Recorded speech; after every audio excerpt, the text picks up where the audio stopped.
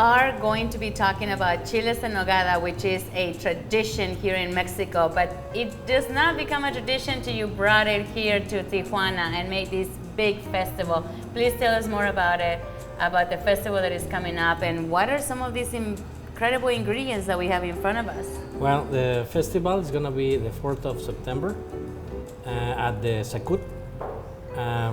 It's going to be a huge festival. We're going to have a contest for the best recipe of chile en nogada of the city.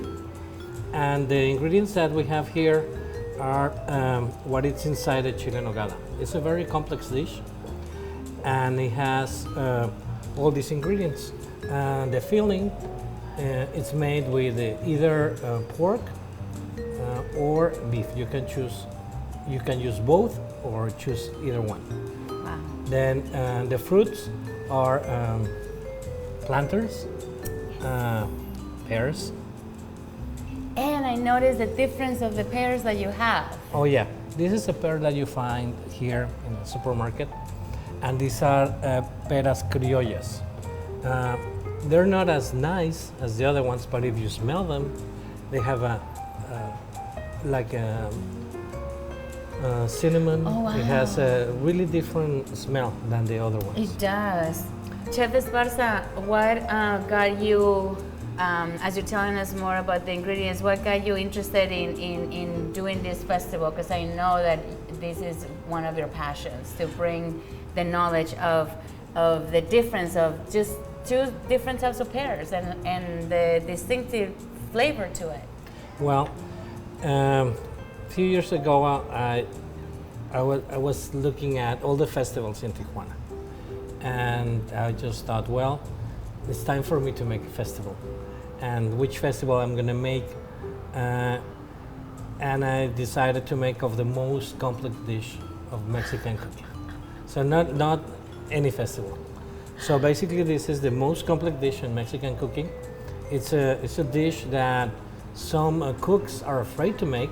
Even the most experienced cooks are afraid to make, and it's a very delicious. It's a very traditional dish. It's only seasonal, and it has a big story behind it. So I couldn't pick anything better than this.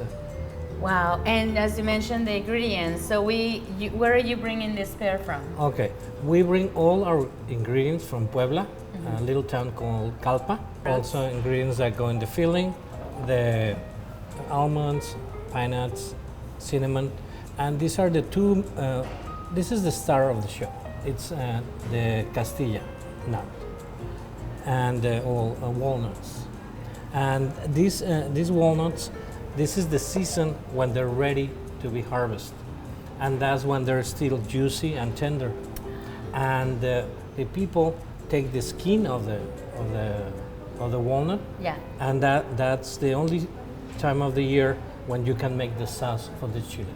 And like Can I try try it? Yeah. Yes, please. Oh my gosh, it's so soft. Yeah.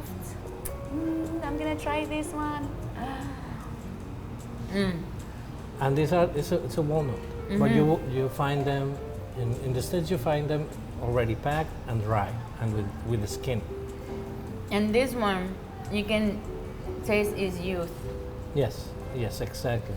And this is the main ingredient for the chiles en nogada.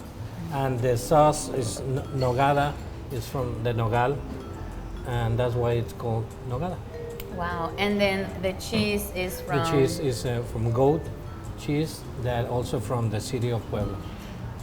And these ingredients are what make the traditional chile. So Yes. it's not like if you can just make a change, or can you make changes on the No. ingredients? Now this is it's a traditional dish. You need to put these ingredients, at least some of them. You can't add many more. Maybe you can add beef, maybe a couple of more ingredients. It's a cacti.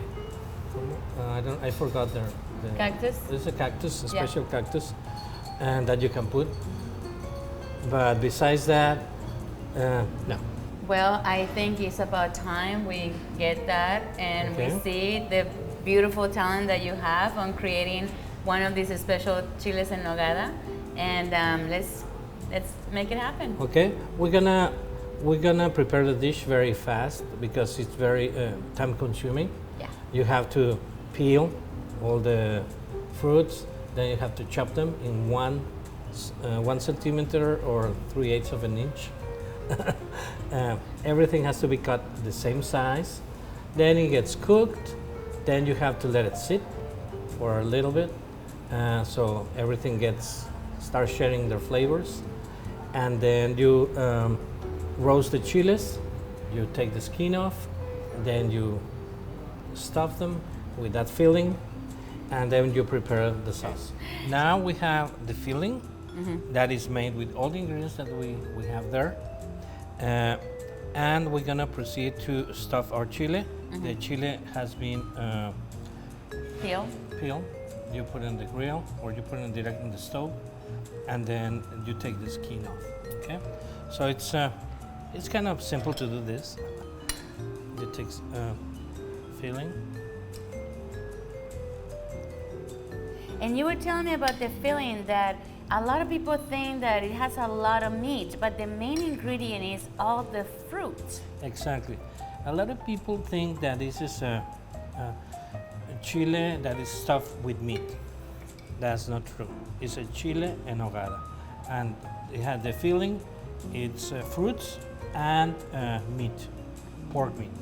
So now that we filled it, turn it around. So basically, your chili is ready, and we're just gonna pour the sauce. The sauce is very important. The texture has to be like a creamy texture. Yeah. That is made with the walnuts. It doesn't have cream. It has the only ingredients that this sauce has.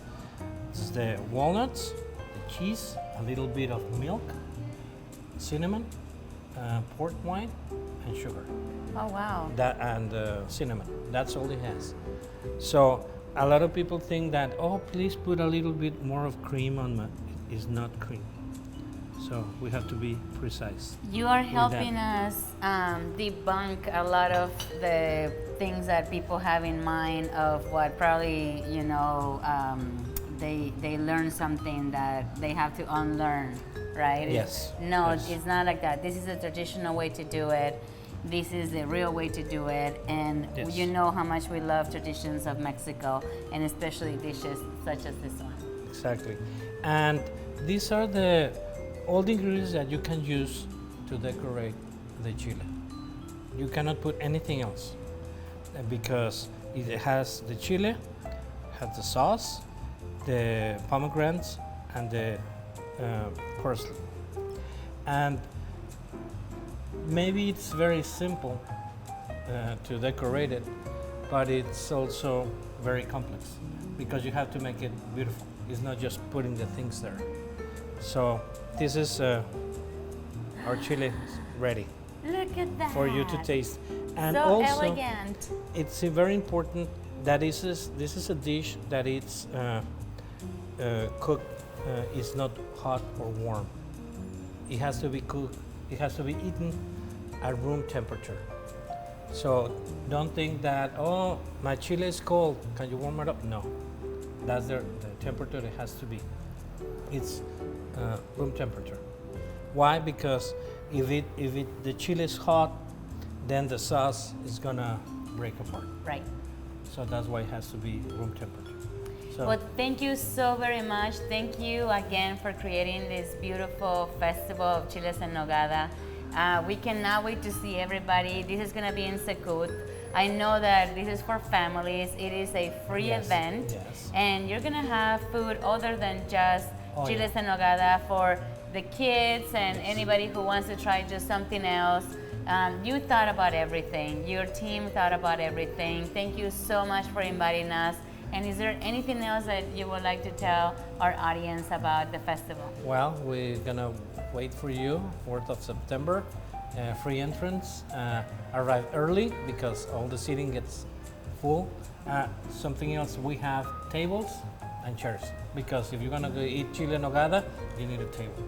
So we have seating. It's the only event in the CECUT that has seating for around 1,000 people. So we have a table ready for you. Arrive early because it gets filled.